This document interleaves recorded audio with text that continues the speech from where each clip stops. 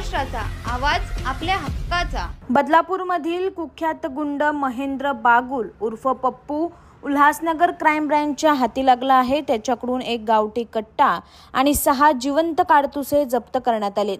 बदलापूर शनीनगर येथे एक कुख्यात गुंड अग्निशस्त्रासह फिरत असल्याची गुप्त माहिती उल्हासनगर क्राइम ब्रँचचे पोलीस शिपाई पिंट्या थोरवे यांना मिळाली होती। या माहितीच्या आधारे पोलिसांनी त्या ठिकाणी सापळा रचून पप्पू याला ताब्यात घेतले।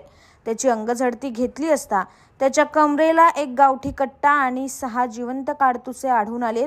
आता याबद्दल बदलापूर पोलीस ठाण्यात गुन्हा दाखल करण्यात आलाय। आरोपी विरोधात यापूर्वी देखील गंभीर स्वरूपाचे गुन्हे दाखल असल्याची माहिती गुन्हे शाखेच्या अधिकाऱ्यांनी दिली आहे। तुमच्या परिसरातील काही घडामोडी किंवा समस्या असतील तर आमच्या वृत्तवाहिनीला संपर्क करा आणि तसेच सतत अपडेट राहण्यासाठी आमच्या वृत्तवाहिनीला सबस्क्राइब करा आणि बेल आयकॉन दाबायला विसरू नका।